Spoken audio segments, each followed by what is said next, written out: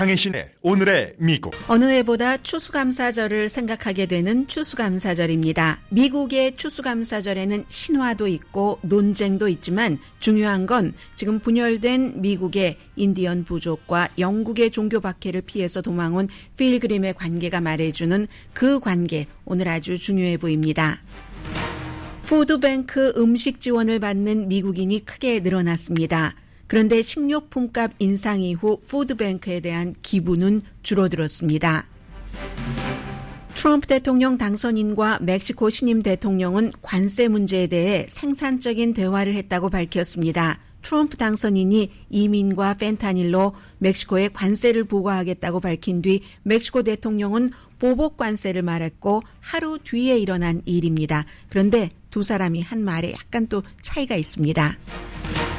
캐나다 정부는 연방과 주정부 리더들이 단합해서 미국의 일방적인 관세 부과에 보복 관세로 대응하겠다고 밝혔습니다.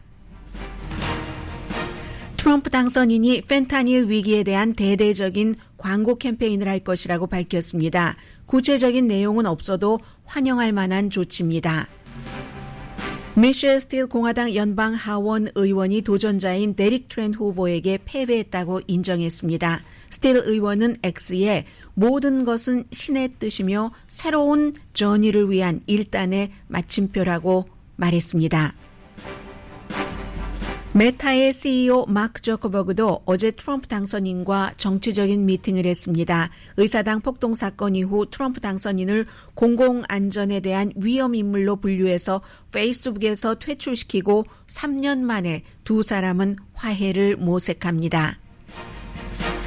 우크라이나 특별대사에 지명된 키스 켈러그 전 국가안보보좌관은 전쟁을 끝내기 위한 방안으로 우크라이나가 러시아에 영토 양보할 것을 제안했습니다.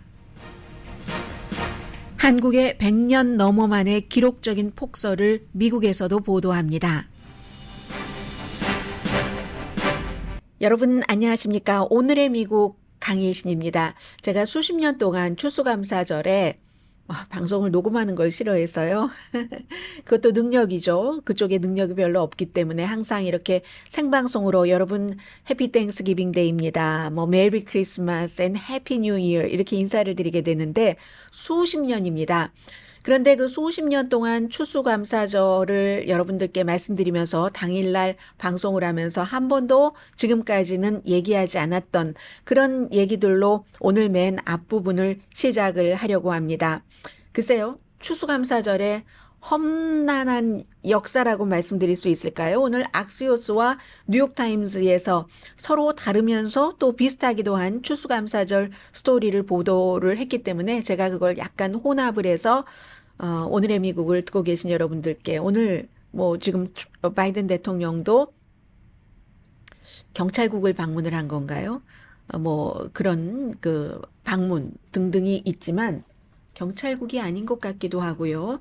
관세에 대해서 얘기를 하고 있는 것 같은데 캐나다와 멕시코에 대한 그런 얘기를 하고 있는 것 같은데 어쨌든 저는 오늘 여러분들과 함께 추수감사절에 대해서 우리가 보통 알고 있는 그 추수감사절의 스토리는 초등학교 교과서에 나오는 얘기이고 그것도 또 사실이고 거기에 또 신화도 있고 더한 실제 속살 같은 스토리가 있는데 그런 속살 같은 스토리는 초등학교 교과서에는 나오지 않죠.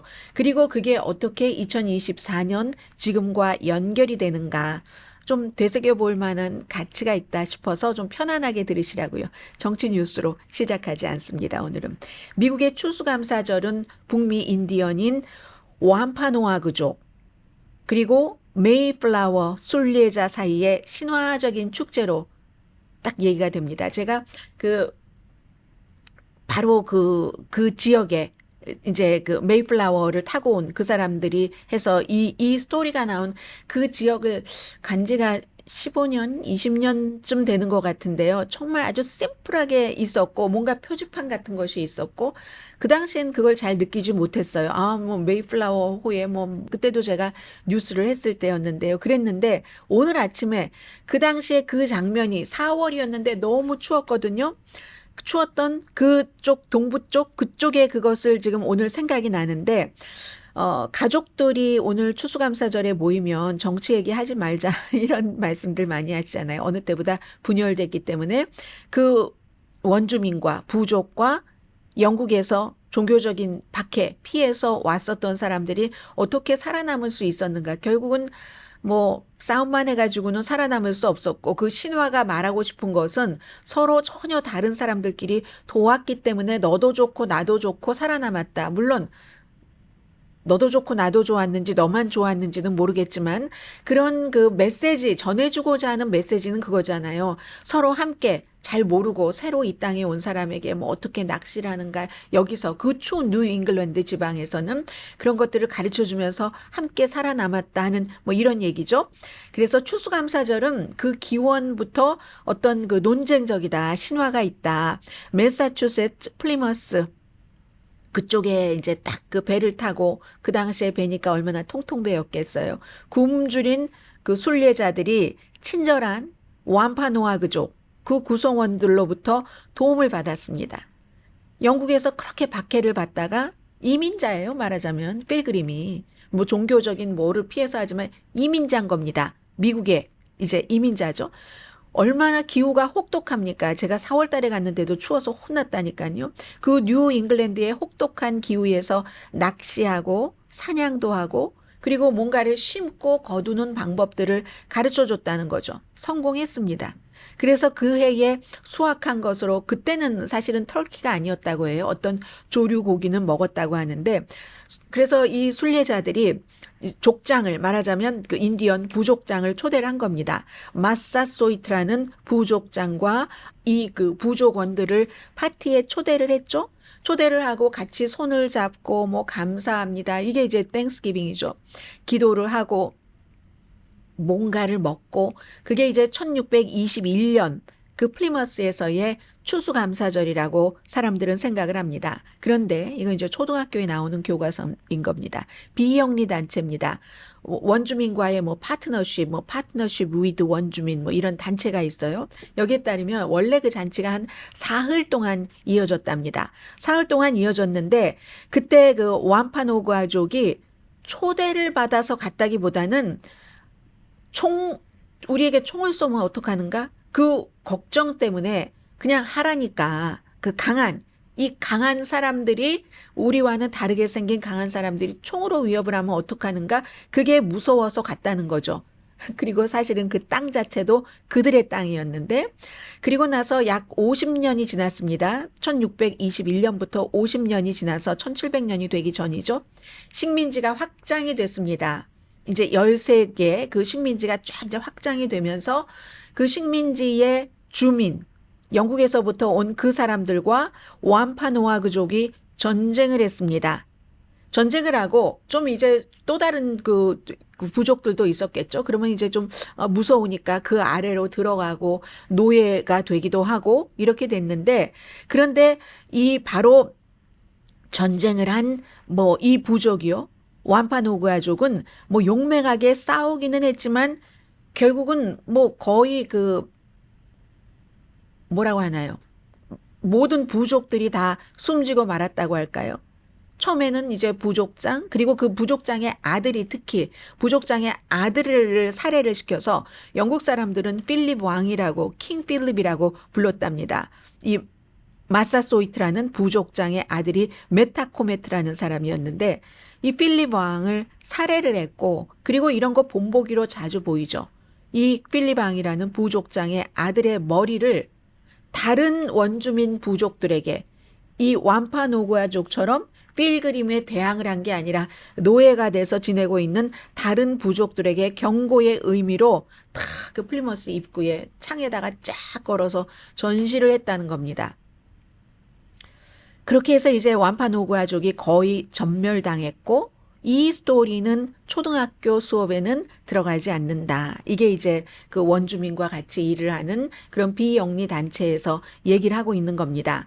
그리고 이 추수감사절은 공휴일이 된 경위부터 굉장히 논란도 많고 하는데 일단은요. 그래서 이제 추수감사절을 그렇게 시작을 했죠. 공식적으로 선포된 것은 1777년 11월 1일이라고 하는데 이건 이제 또 13개의 그 식민지가 다 이제 영국으로부터 우리가 이제 완전히 독립을 했어. 뭐 이걸 기념하기 위해서 했다고 해요. 그래서 그때는 지금처럼 전국적으로 된 게 아니라 산발적으로 이렇게 했고 그리고 나서 한 여성이 등장을 합니다. 이제 그 잡지사의 편집자인 세라 조세파 헤일이라는 사람인데 미국이 이제 이제 남북 전쟁 이런 데에 막 다가가면서 얼마나 그 당시에도 분열이 있었겠어요. 아, 국가가 뭔가 통합이라는 게 단결이라는 게 필요하겠구나 해서 이 추수감사절을 전체적인 그 국가적인 명절로 하자고 적극적으로 캠페인을 했고요. 그리고 이 세라 조세파 헤일이라는 여성은 노예 폐지론자였답니다. 그 남북전쟁이 일어났고 링컨 대통령에게 이 추수감사절이라는 게 우리가 전부 이렇게 합쳐야지 된다는 게 필요하다 하고 편지를 써서 보냈답니다. 그때 대통령이 편지를 받고 그게 이제 1863년이었대요. 편지를 받고 닷새 만에 에브라함 링컨이 추수감사절을 할러데이로 선포를 합니다.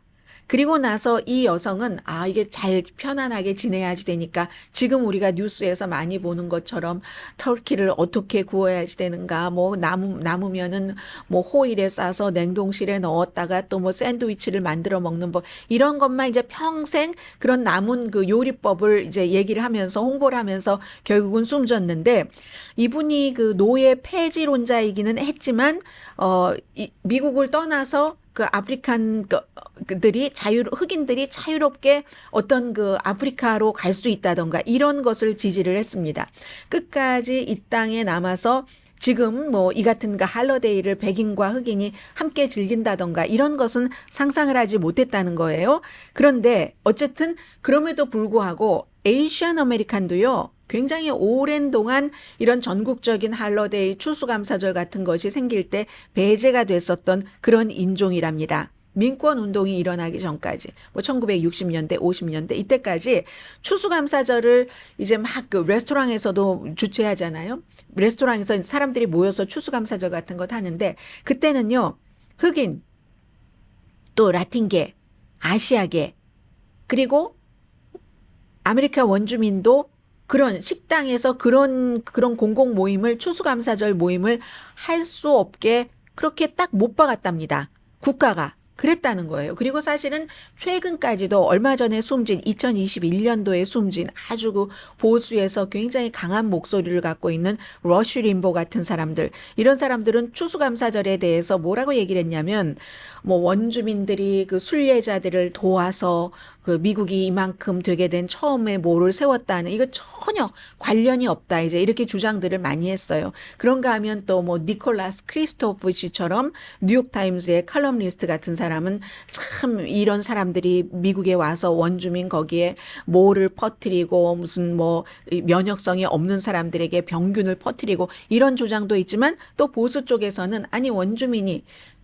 이런 영국에서 온 사람들이 잘나서 이렇게 이루어 놓은 거지, 못나서 패한 거지, 그 무슨 도움을 줬다고 이러한 주장들을 굉장히 많이 했었거든요. 그리고 나서 이제 지금은 이제 뭐 많은 원주민에서 무슨 내무장관도 나오고 이렇게 역사가 변환이 되면서 우리가 컬럼버스 데이라든가 추수감사절이라든가 이런 것도 인종별로 조금 다르게 원주민들이 과거에 그렇게 힘들었고 그 땅을 빼앗겨가면서 그렇게 몰살당한 적도 있었어. 부족장의 아들이 그야말로 뭐 참수되고 목이 걸리고 이러한 것들을 또 생각하지 않은 그런 사람들도 이제 많이 있어서 1970년도부터는 어떤 지역에서는 또 어떤 그룹들은 국가 애도의 날이다 이렇게 표현하기도 하거든요.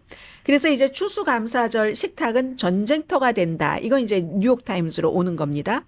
뭐 어드바이즈하는 그 칼럼니스트라든가 팟캐스터라든가 철학자들이 추수감사절에 이 같은 무슨 이 기원이나 추수감사절 기원이나 지금 이제 현재 일어나고 있는 모든 정치에 관한 것이나 어떻게 이제 서로 싸우지 않을 수 있는가, 심지어 정치적인 대화를 피하는가, 이것까지도 충고를 하잖아요. 근데 추수감사절의 논쟁은 새로운 게 아니라고 얘기를 합니다. 오래된 전통이라고. 펌킨 파이보다 덜하지 않다. 처음에 먹었던 게 펌킨 파이니까는요.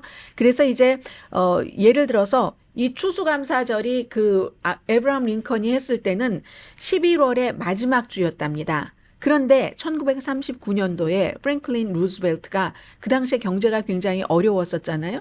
근데 11월의 마지막 주에 하면은 크리스마스 때와 너무 가까이 붙어서 어떤 장사를 하는데 기간이 너무 빠듯하니까 이게 더 많이 매상이 오르지 않는다. 이렇게 생각을 해서 추수감사절을 마지막 목요일 하면 5번째도 될 수 있고 하잖아요. 그것을 4번째 목요일로 딱 박는다. 이런 것을 처음에 얘기를 했을 때 얼마나 논쟁이 됐는지 모른답니다. 소매업자들은 너무너무 좋다고 했지만 그러나 이제 전통주의자들은 완전히 이를 갈았다. 이렇게 뉴욕타임스에서 표현을 하는데 아니 신성한 날인데 그걸 옮기다니 하면서 혼란스러웠는데 어쨌든 1939년도에 시작된 그것이 1941년도에 확정이 돼서 루즈벨트가 서명을 했습니다. 그때부터 41년부터 매년 11월의 4번째 목요일이 추수감사절로 됐는데 해서 오늘 뉴욕타임스 보니까요. 그 당시 1939년도에 8월 16일 수요일자의 신문 이 같은 거 이런 것들도 쫙 해놨고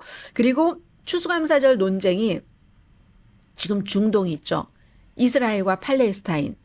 여기에 이스라엘 존재에 간접적인 영향을 미쳤을 수도 있다. 이것도 오늘 뉴욕타임스가 알려주고 있는데요. 1947년도 추수감사절을 앞두고 유엔이 영국이 그 당시에 팔레스타인 그 땅을 관리를 했었죠. 그래서 이제 누구는 팔레스타인과 또 그 유대인을 위한 국가 이렇게 두 개로 나누어야지 된다. 이런 그 두 개 지금까지도 이루어지지 않고 있는 그 두 개의 주권 국가를 한다. 이런 것이 막 유엔에서 논의가 되고 있었는데 아랍과 무슬림이 다수인 국가는 반대를 했고요. 왜 이스라엘에 왜 이걸 줘야지 돼? 팔레스타인들이 살고 있던 이 땅인데 그리고 유럽인과 라틴 아메리카에서는 대부분 이럴 수도 있고 저럴 수도 있다 하는 입장. 왜냐하면 이스라엘이 너무 오랜 동안 그런 홀로코스트 그런 것을 겪었을 때 아주 선진화됐다고 생각하는 유럽 사람들, 이런 사람들, 미국 사람들이 거기에 대해서 아무 말도 하지 않고 침묵을 해서 이스라엘이 고통을 받았으니까 우리가 지금이라도 그 사람들에게 나라를 해줘야지 되겠다. 이런 생각을 하는 사람들로 갈려 있었답니다. 그런데 유엔의 그 미국이 추수감사절이기 때문에 휴회를 딱 선언을 해버린 거예요. 그랬더니 이스라엘 국가를 이렇게 해야지 돼 하는 사람들이 맹렬하게 로비를 하기 시작했답니다. 그 며칠 사이에 하이티, 필리핀, 라이베리아, 프랑스 이런 데를 막 설득을 시켜서 토요일에 이게 이제 목요일이잖아요. 이렇게 해가지고 그게 이제 통과가 됐다 하는 얘기. 오늘날 무슨 이스라엘의 역사 비슷하게. 그래서 어떤 때 그 역사적인 결정은 때때로 전혀 상관없는 것, 완 관련이 없는 요인에 달려 있다. 이런 내용도 그 당시에 이제 1970년대에 뉴욕타임스가 사설에서 썼다고 알려주고 있습니다. 팔레스타인은 아직도 국가의 지위를 갖지 못하고 있고 이스라엘은 국가의 지위를 확 다른 나라들을 설득시켜서 확보를 했다는 거죠. 그리고 미국도 마찬가지입니다. 명절이기 때문에 성평등에 관한 것도 이 추수감사절과 굉장히 논란이 되는데 1973년도에 전국 여성기구라는 곳에서 일을 했던 버몬트주에 사는 40세의 조이스 슬레이튼 미첼이라는 이분이 많은 여성들에게 가족들과 추수감사절에 하는 일을 분담을 해라. 이래서 이제 본인도 딸에게 아빠가 터키를 어떻게 하고 하면 네가 어떻게 하고 이렇게 얘기했는데 그 아빠가 절대로 그걸 안 해줬었다는 거예요. 이렇게 이제 이 명절에 성평등에 관한 논란이 있고 5번째는 이제 베트남이 등장을 합니다. 1965년도 뉴욕에 한 청소년 그룹이에요. 여기서 이제 고등학생들을 초대를 해서 여러 가지 이슈에 대해서 서로 토론을 하면서 할러데이를 보내게 했답니다. 그랬더니 한 소년이 징병 카드 이거를 불태웠고 상징적으로 불태운 거죠. 그랬더니 또 여기서 어떤 뭐 금발의 소녀가 전쟁이 나쁘다고 정말 믿는다면 그렇게 징병 그 징집 카드를 불태우는 것도 괜찮아요. 뭐 이런 얘기를 하면 서로 이제 토론을 했다는 거예요. 그러면 또 다른 소녀는 반박을 하는데 그렇게 이기적인 사람이 되느니 국가를 위해서 말이야 징병 통지서를 받으면 나가야지. 차라리 전쟁터에 나가서 땅에 묻히는 편이 낫겠어. 그리고 이 그 징집 카드를 그 태운 사람들은 전부 감옥에 가둬야지 돼. 이런 식으로 이제 그 당시에는 토론이 됐었고 그 뒤부터는 하나도 빠지지 않고 있는 건 음식이죠. 도대체 어떤 음식을 먹고 어떤 음식이 그래도 건강에 좋은지 사람들이 할러데이 때 뭐 6파운드 정도는 특히 추수감사절에 찐다고 하는데 또 와인은 어떻게 음식과 같이 조화를 이루는지 또 이 터키가 굽는데 너무너무 오래 걸리잖아요. 이걸 시간을 줄이면서도 잘 구울 수 있는 이런 방법 이것까지도 이제 다 많은 사람들이 뭐 마샤 스튜어트를 포함해서 쭉 이런 것들이 얘기가 된다. 그리고 또 하나는 풋볼 경기예요. 풋볼 경기 이거는 그 디트로이트 라이언스하고 달라스 카우보이잖아요. 매년 경기를 하죠. 상대 팀들은 바뀌지만 뭐 조금 있으면 또 시작하겠네요. 디트로이트가 먼저 하는 것 같은데요. 이것도 사실은 전통이긴 전통인데 NFL이 관중을 끌어들이려는 마케팅 전략이 통해서 그냥 전통으로 지켜진다는 얘기입니다. 그런데 여기도요. 마찬가지로 1950년대 그때까지는 막 흑인들이 뭐 이런 경기에 나갈 수도 없는 참여할 수도 없는 그런 백인들만의 축제였다는 거죠. 추수감사절에 풋볼 경기 같은 것도. 그러나 지금은 풋볼 선수는 흑인들이 많이 하고 흑인 선수를 제외하고 또 구단주들은 또 백인들이 많으니까 뭐 부의 그 흐름이 어떻게 흘러가는지는 여러분들 상상하실 수 있을 것 같고요. 그리고 이제 또 하나 최근 들어서 바뀌는 것은 그 메이시스 땡스기빙 데이 퍼레이드 있죠. 이게 요즘에는 오스카 시상식이나 뉴 이어스 이브 방송보다 시청률이 훨씬 높답니다. MBC에서 하던데 저는 조금만 보기는 봤거든요. 아무튼 이리하여 올해는 여러분들 그 추수감사절에 가족들을 만나시면 선거가 끝난 지 얼마 되지 않기 때문에 웬만하면 내가 자신이 있으면 하고 아니면은 뭐 얼굴 붉힐 것까지 있을까 싶기도 합니다.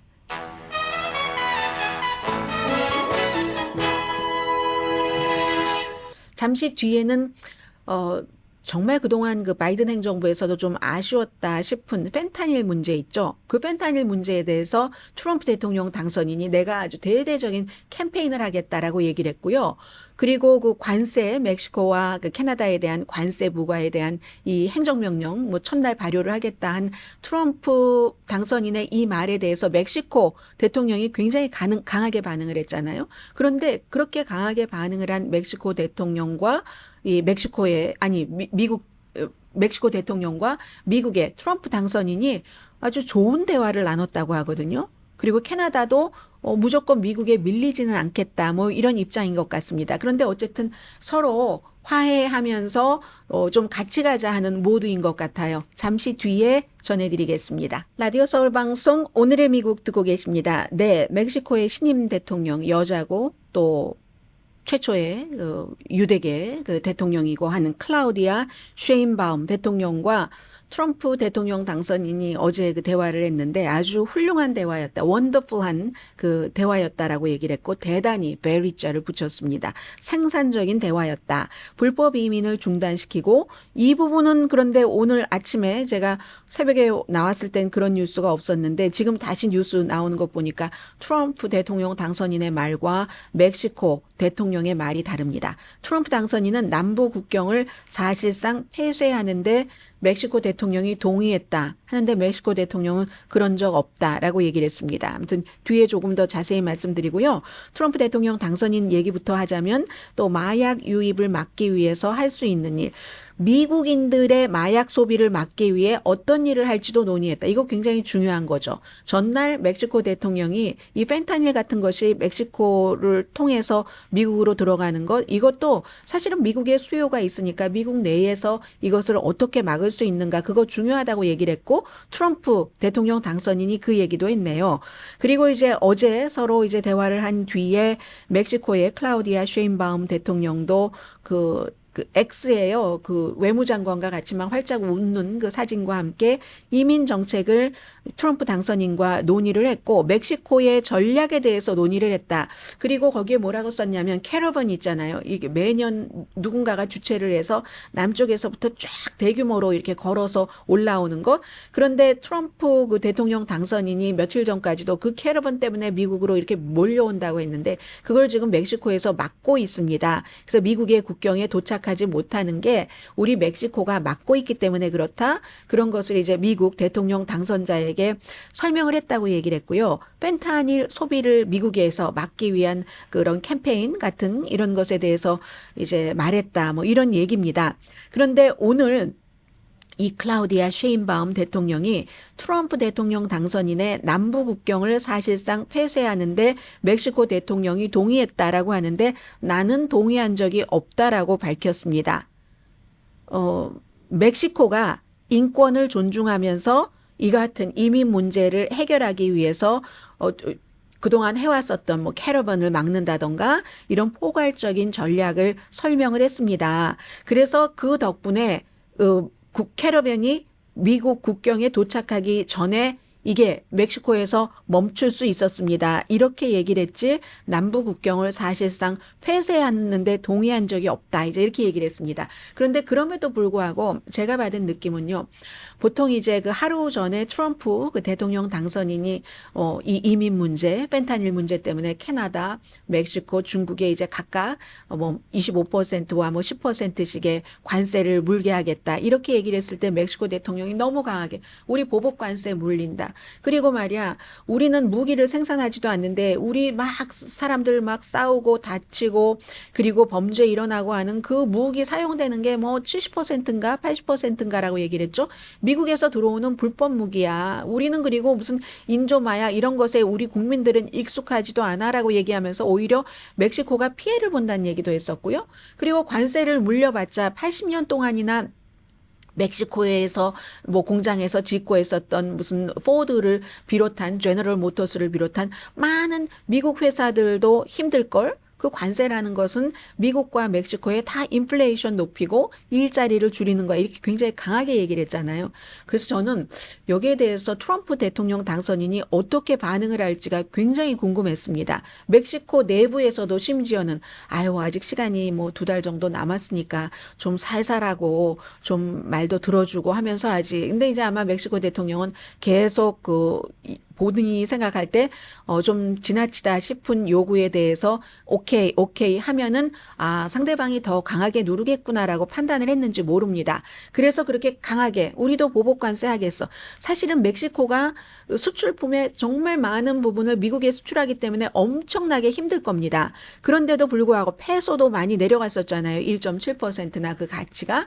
그랬는데도 불구하고 이거는 부당해. 왜 무슨 이민 문제, 펜타닐 문제, 이민도 우리가 웬만큼 하고 있고 뭐 펜타닐은 사실은 그게 미국의 문제 아니야? 미국의 수요 문제를 미국에서부터 잡아야지 되는 것 아니야? 그런데 이렇게 엉뚱하게 관세를 물려하면서 강하게 나갔잖아요.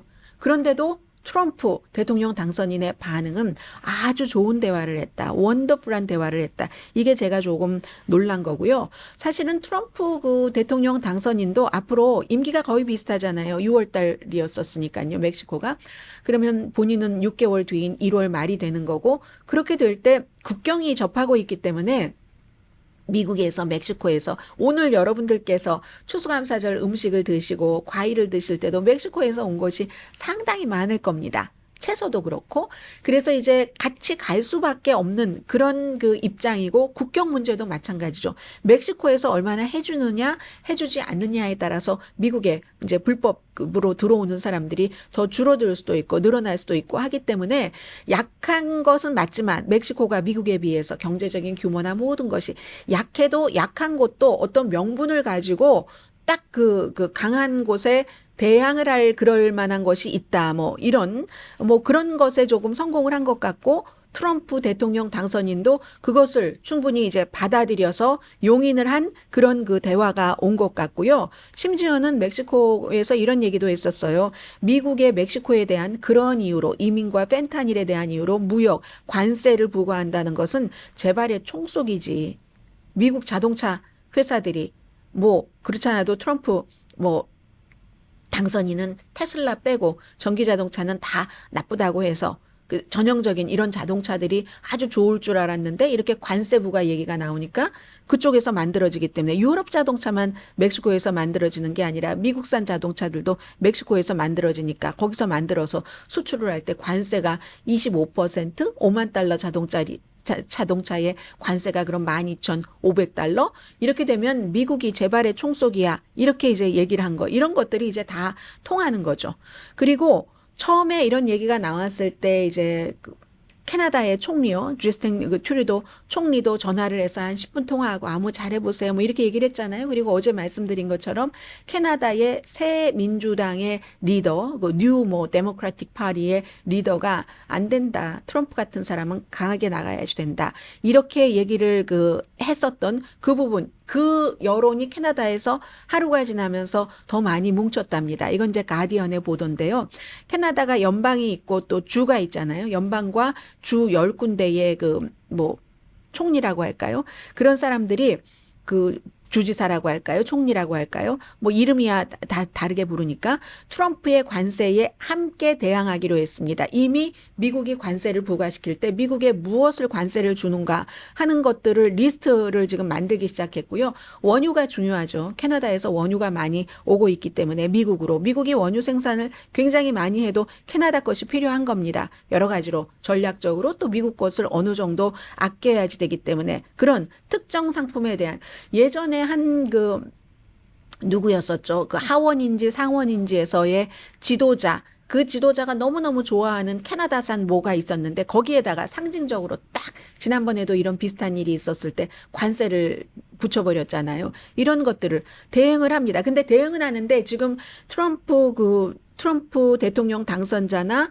아니면 멕시코나 캐나다 지도자가 모두 합리적으로 세 사람이 다 하고 있는 일은 서로 강하게 이쪽에선 미국에선 쏘고 저쪽에선 그래? 그럼 이렇게 대응을 우리도 보복 관세하겠어 하고 대응은 하면서도 대화의 문을 열어놓는 거죠. 서로. 그래서 그 능력에 따라서 가져가는 거죠. 이 점이 저는 굉장히 긍정적이다 이렇게 보여지고요. 그리고 또 캐나다에선 이런 얘기까지 했어요. 멕시코 대통령 신임 대통령 장난 아니에요 보니까.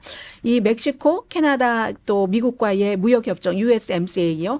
그 USMCA가 예전에 그 북미 자유협정이라고 우리가 부르던 것을 바꾼 거잖아요. 협정은 이제 시대가 지나면서 바꾸니까 이 USMCA도 2026년까지입니다. 그리고 나서 그때 또 수정을 해야지 되는데 이걸 이제 미리 트럼프 당선인은 해보겠다 하는 그런 것인 것 같고 캐나다가 뭐라고 얘기하냐면 아니 우리는 국경에서 뭐 미국으로 이렇게 보내지는 그런 거 많지도 않은데 아니 어떻게 우리하고 캐나다하고 똑같이 5%를 하느냐고 관세를 그리고 이쪽 이 멕시코는 펜타닐 문제도 있는데 해서 일부 캐나다의 어떤 정치인들은 우리 USMCA 미국, 멕시코, 캐나다 자유무역협정에서 멕시코만 빼버려야지 돼 이런 얘기를 했거든요. 그랬더니 멕시코의 그 대통령이 하는 얘기가 쉐인바움 대통령이 하는 얘기가 원래요. 이 협정은 미국과 멕시코 사이에서 하려다가 캐나다를 나중에 껴준 거거든요. 이렇게 살짝 얘기를 합니다. 이런데 이제 세련된 공방이 오고 가면서 재밌는 거죠. 미국이 원유를 수입할 때는 캐나다와 멕시코에서 많이 수입을 합니다. 그래서 왜냐하면 미국에 있는 정유회사가 뭐 캐나다의 원유다, 멕시코의 원유다 어떤 것을 또 이렇게 정유하기가 괜찮은가 그것도 이제 물류 어느 주로 가는가, 뭐 가솔린 같은 것으로 팔 때 이런 걸 다 계산하면서 하기 때문에 미국에서 수입하는 전체 원유 수입의 52%를 캐나다에서 들여오고요. 11%를 멕시코에서 들여옵니다. 그리고 멕시코나 캐나다도 중요하죠. 거기서도 수출을 할 때도 미국에 수출하는 게 캐나다의 경우 원유 수출의 61%가 미국이고 그리고 멕시코가 56%가 미국으로 수출을 합니다. 그럼 멕시코는 이 원유 수출이 있죠. 미국에 대해서 또 뭐 신선한 채소도 있죠. 과일도 있죠. 그럼에도 불구하고 굉장히 손해를 볼 텐데 그럼에도 불구하고 어떤 때 이게 부당하다 생각될 때는 그 멕시코의 입장에서는 소리를 내고 근데 이번에 트럼프 대통령 당선인이 이거 뭔 소리야 하고 안 받은 게 아니라 어느 정도 이제 협상의 문을 열어두고 받았다는 점에서는 이제 트럼프 이 대통령 당선인도 굉장히 전 잘한 것 같아요. 네. 그리고 또 하나 트럼프 대통령 당선자가 잘한 게 있습니다. 펜타닐 위기에 대해서 대대적인 광고 캠페인을 하겠다고 했거든요. 이게 이제 멕시코와 중국과 다 연결되는 거잖아요. 구체적인 계획은 말하지 않았습니다. 다만 그냥 대대적인 큰 애드 캠페인을 하겠다고 한 그 자체만으로도 저는 너무 환영할 만하다고 생각을 하거든요. 이 펜타닐에 대한 악영향에 대해서 너무 교육이 안 됐다. 이게 완전히 인조 합성 오피오이드로 너무너무 헤로인보다 뭐 얼만큼이나 이게 한 배, 두 배, 세 배, 네 배 강한 게 아니에요. 너무너무 강한데 또 값은 싸잖아요. 인조니까. 그래서 얼마나 많은 사람들이 숨지는데 트럼프 대통령 당선인이 이런 것들을 광고 캠페인으로 미국 사람들에게 설명을 한다는 겁니다. 지난해에 7만 4천 명이 펜타닐 이걸로 이제 숨졌다고 하면 독감으로 숨진 사람보다 많은 거잖아요.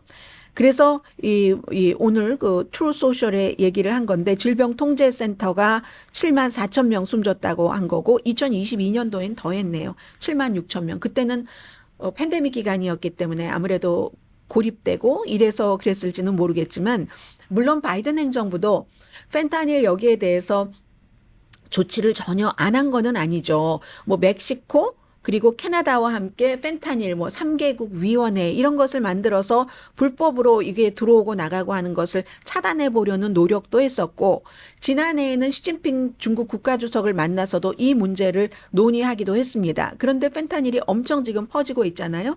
해서 트럼프 대통령 당선인이 이런 얘기를 한 겁니다. 그리고 이걸 관세와 연관시킨 것에 대해서는 다른 나라에서 지금 받아들이지 않고 있지만 그만큼 이 펜타닐 중독을 중요하게 하고 있다. 이런 얘기고요. 아무튼 이것은 이제 또 역시 중국이라든가 멕시코에서 지적하는 것처럼 미국에서 알아서 펜타닐을 사용하지 못하도록 그걸 해야지 수요가 있는 곳에 나쁜 사람들 그걸로 돈 벌려고 하는 사람들의 공급이 따르는 거야. 여기에 대해서도 또 트럼프 당선인이 반응을 하는 것이라고 보여지고요. 전 펜타닐에 대해서 홍보한다는 것에는 트럼프 이 대통령 당선인에게 박수를 보냅니다. 그리고 다른 나라와 이렇게 무조건 다른 나라에서 우리 보복관세 보내겠어 했을 때 뭐 그럼 더 세게 이렇게 얘기하지 않고 서로 대화하려고 하는 이런 모습도 박수를 보냅니다.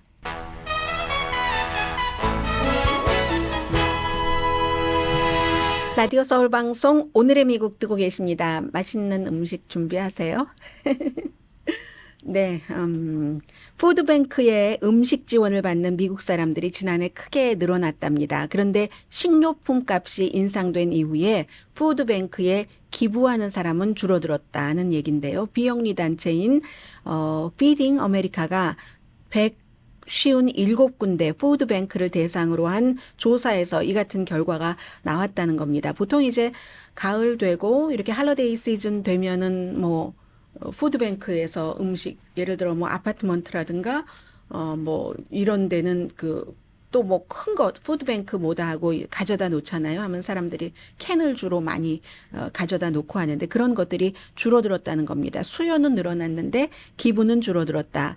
팬데믹 이전부터도 사실은 그 푸드뱅크 이런 그 푸드가 불안정하고 많이 예전에는 너무 많이 남았는데 그런 것들이 없어서 지금 2023년도 지난해 10월 달에 비해서 2024년도 10월 달에는 푸드뱅크에서 뭘 받아가시려고 하시는 분들이 증가를 했다는 겁니다. 한 20% 정도는 증가했다고 얘기를 하고 있거든요. 참 이 팬데믹 전보다 이게 수요가 조금 높아졌다는 겁니다. 그리고 2023년도 지난해 7월 1일부터 올해 6월 30일까지 딱 1년이네요. 그 1년 동안 전국적으로 뭐 이렇게 푸드뱅크에서 뭔가 음식을 드리고 할 때 한 끼 한 끼 이렇게 계산을 할 때 59억 끼 식사가 이렇게 여러분들께 전달이 됐다고 하거든요. 59억 끼면은 미국의 인구가 뭐 3억 3천만 명 정도 되니까 얼마나 많은 거죠? 이게 이제 그 1년 전보다 높아졌다는 것이고요. 이거보다 사실은 팬데믹 그 첫 해에는 두 번째인가요? 2021년도에는 조금 더 많기는 많았다고 합니다. 그래서 이제 너무 지금 식료품 값이 많이 비싸졌기 때문에 미국 사람들이 앞으로도 지금부터 또 그 크리스마스 때까지 할러데이 때잖아요. 이 푸드뱅크에 기부하는 것이 더 늘어날 것으로 생각하지 않답니다. 그래도 다행인 것은 이번에 추수감사절 음식값이 지난해에 비해서 5% 정도 그 재료값은 줄어들었다고 말씀을 드렸었죠. 자, 오늘 추수감사절이니까 하나 더 훈훈한 소식 전해드립니다. 스티븐 밀러, 그 백악관 트럼프 그 전 대통령의 그 당시에 이제 뭐 보좌관을 하면서 이민 정책에 많이 관여를 했었던 정책 담당 부국장이 오늘 팍스 텔레비전에 나와서 인터뷰하는 거 보니까요. 마크 저커버그가 어제 트럼프 대통령 당선인과 말하려고까지 가서 이제 저녁 먹고 좋은 시간 가졌다는 것을 설명을 해주는데 트럼프 대통령 당선인이 변화의 주체이자 번영의 주체라는 점을 충분히 마크 저커버그가 이해를 했다. 변화의 주체라는 건 맞죠. 사람들이 변화를 원해서 지금 트럼프 대통령 당선자를 뽑은 건 맞습니다. 그래서 이제 스티븐 밀러는 이제 대통령 당선자의 어떤 뭐 정책 담당 부국장이니까요. 모든 그 비즈니스 리더들, CEO들은 다 안다. 다 이 트럼프가 변화의 그런 그 주체라는 것을 안다. 그리고 미국 노동자들을 위해서 열심히 일하고 미국을 세계에서 가장 부자 나라 그리고 가장 자유로운 국가로 만들 것임을 안다. 팍스 텔레비전에 나와서 이렇게 얘기를 했는데 저커버그가요. 1월 6일 의사당 폭동 사건이 있은 뒤에 트럼프 그때 이제 대통령에서 막 물러나고 처음이었었죠. 공공안전에 위험이 되는 사람이다. 이렇게 분리를 해서 그냥 페이스북에서 쫓아내 버렸습니다. 그때 트럼프 그 이제 퇴임한 대통령이 굉장히 모욕적이다라고 얘기를 했었고 뭐 이건 검열이다. 이걸 놔둬서는 안 된다. 결국은 내가 승리할 것이다. 뭐 이런 학대를 더 이상 참을 수가 없다. 뭐 이런 얘기를 많이 했는데 더군다나 뭐 내가 전직 대통령인데 나를 쫓아? 뭐 근데 페이스북에서만 쫓겨난 게 아니죠. 그 당시엔 다 쫓겨났었죠. 뭐 트위터라든가 뭐 유튜브라든가 등등 그랬는데 결국은 그 일이 트럼프 대통령 당선인이 얘기한 대로 승리가 돼버렸습니다. 대통령에서 당선된 뒤에 의사당 폭동 사건 이런 기소 같은 것도 다 이제 특별검사가 새로 대통령이 일을 하려면 그런 거 다 없어야지 되니까 다 이제 없애버리고 이렇게 했었잖아요. 3년 사이에 이렇게 바뀔지 누가 알았겠습니까? 지금 그 트럼프 대통령 아들이 이 인수하는 과정에서나 여러 가지로 아버지에게 영향력을 많이 미치고 있다고 하는데 전통적인 매체 있잖아요. 백악관 출입증 안 주고 그리고 뭐 조 로건 같은 사람 줘야지 된다고 하는데 조 로건 같은 사람 백악관 출입 그걸 준다는 것은 물론 세계에서 가장 많은 사람이 보고 듣는 팟캐스트를 하는 팟캐스터라는 것은 인정을 하지만 보통 때 이렇게 그 방송할 때 보면 막 욕하는 것은 기본이고 뭐 아무 주장이나 막 하기도 하고 거칠거든요. 굉장히 참 격세지감도 많이 느끼고 어떻게 할지는 모르겠습니다. 어쨌든 지금 뭐 많은 그 소셜 미디어라든가 언론 환경이 지금 변하고 있어서 아들은 이제 그런 사람 들어가고 전형적인 이런 매체는 백악관에 자리를 주지 않는다. 예전에도 뉴스맥스 같은 데가 어떻게 백악관에 들어갔겠어요. 이 트럼프 전 대통령이 있었기 때문에 들어갔었던 것이고 마크 저커버그도 마찬가지죠. 어쨌든 대통령이라는 강력한 힘을 가진 사람이니까 서로 화해하는 게 좋으니까 이게 이제 MSNBC의 조 스카보루 또 미카 브리젠스키 이런 사람도 가서 같이 트럼프와 뭐 아침을 먹었다고 하던가요. 그쪽 팀들은 그런 것과 마찬가지로 연결되는 건데 어쨌든 뭐 화해한다는 것 자체가 나쁘지는 않겠죠. 자, 잠시 뒤에 뵙겠습니다.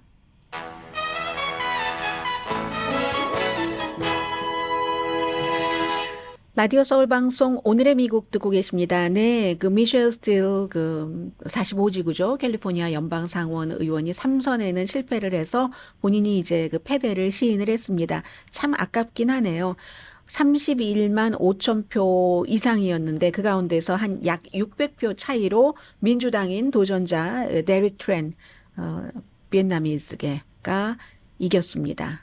그래서 합법 이민자와 미셸 스틸의 얘기입니다. X에 썼어요. 어려움을 겪고 있는 가족들을 대신해서 내가 이렇게 공적인 일을 시작을 했었는데 그게 나를 상상할 수 없는 곳으로 데려갔었고 그게 연방 하원 의원까지를 말하는 거죠. 항상 감사하겠다. 모든 게 신의 뜻이고 모든 여행과 마찬가지로 이번 전이라고 표현을 했습니다. 이번 전이도 여기서 끝나지만 새로운 전이 2026년도에 재출마를 한다고 하죠. 그리고 이제 이 트렌 그 당선자는 베트남 난민의 아들이라는 것을 본인이 강조를 합니다. 군 경험이 있고요. 그리고 Affordable Care Act, 가난한 사람들 이렇게 뭔가 건강보험 또 주택 이런 것들을 얘기를 했고 경제 얘기 많이 했습니다. 자, 그리고는 이제 그 키스 켈로그라는 베트남전에도 참전을 했었고 마이크 펜스 전 부통령의 국가안보보좌관이었습니다. 이 사람이 우크라이나 특별대사에 지명이 됐거든요. 그런데 이분이 우크라이나 특별대사에 지명된 이유가 6월 달에 뭔가를 다른 군 출신과 발표를 한 것이 있는데 그 발표 내용이 보고서가 미국이 우크라이나를 지원하려면 우크라이나는 러시아와 평화협상장에 나와야지 된다. 근데 그러려면은 지금의 그 포기한 그 땅, 러시아가 갖고 있는 지금 그 땅의 그 입장에서 이렇게 얘기를 하니까 결국은 이건 이제 바이든의 입장하고도 다른 것이고 유럽 동맹국들의 반발 같은 것들도 있을 수가 있겠죠. 이제 트럼프 대통령 당선인의 우크라이나에 대한 입장을 보여주는 그런 그 인선이다, 지명이다라고 보시면 될 것 같고요. 어제 오늘 미국과 영국 많은 나라에서 한국이 뭐 100년 넘어 만에 첫날 노는 최고 기록이었다고 하고 둘째 날도 뭐 세 번째라고 하잖아요. 사망자도 나왔고 이런 걸 보도를 합니다. 무슨 그쪽에 또 기상 변화와도 연관이 있다죠. 해피 땡스기빙 데이입니다.